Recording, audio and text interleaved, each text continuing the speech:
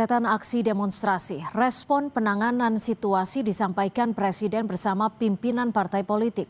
Lebih lengkap kita bahas bersama Direktur Eksekutif Parameter Politik, Adi Prayitno.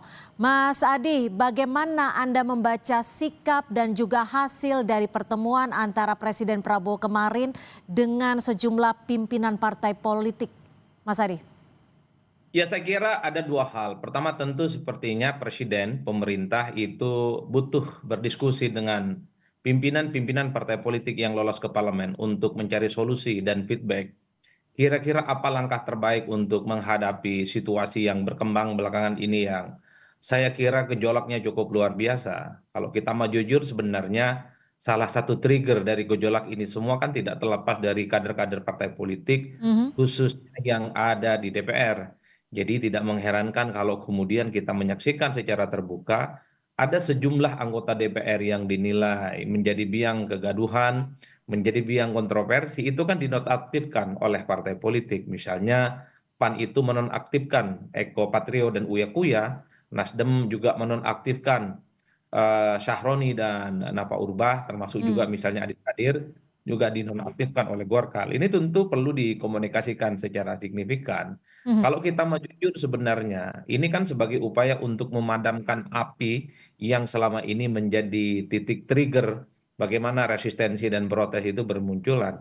Jadi tentu presiden itu berdiskusi dengan pimpinan partai sebagai solusi bagaimana ini bisa diantisipasi, yang salah satunya adalah menonaktifkan kader-kader Oke, partai yang nilai menjadi biang huru hara. Nah, yang kedua tentu kalau kita membaca statement dari presiden, saya kira ini sudah menjadi sesuatu yang clear dan ini secara berangsur situasi kan semakin kondusif. Misalnya presiden itu memerintahkan kepada aparat hukum, TNI dan ya, polisi untuk menindak tegas para demonstran yang melakukan anarki, ya, kemudian tindakan kekerasan, termasuk juga penjarahan. Penjarahan itu bukan hanya di oke. rumah pribadi, Ya, tapi setidaknya juga ada 7 poin yang disampaikan oleh Presiden Prabowo terkait dengan hasil pertemuan dan juga arahannya.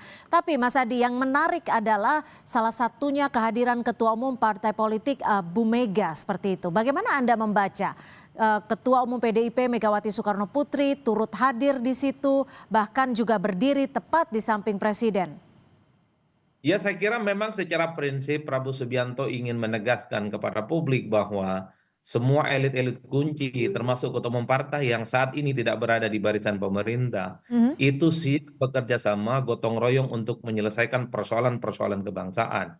Bahkan PDIP sekalipun yang tidak menjadi bagian dari kekuasaan, ingin menjadi bagian dari menyelesaikan persoalan-persoalan ini.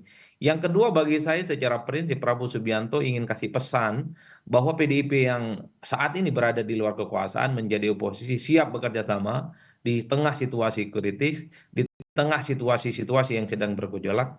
Inilah yang saya kira sebagai pesan persatuan, sebagai pesan bagaimana konsolidasi elit-elit kunci di negara kita ini dijadikan sebagai Hmm. sumber utama untuk mencari jalan keluar supaya krisis politik dan gejolak politik yang selama ini selesai itu bisa tuntas. Pesan politik terbesarnya adalah bagi siapapun yang mencoba untuk menciptakan kegaduhan, menciptakan kerusuhan, dan instabilitas politik di negara ini, maka akan berhadapan dengan elit-elit kunci yang Hmm. memiliki akar dan kekuatan politik yang cukup konsolidatif, Mhm. baik akar-akar politik yang ada di parlemen ataupun akar-akar politik yang ada di basis massa. Karena apapun judulnya, kita tahu partai politik ini adalah kader-kader mereka ada di parlemen, mulai dari DPR pusat, provinsi, kabupaten, dan kota, Mhm. dan partai juga punya jejaring dan kaki-kaki politik yang ada di grassroots.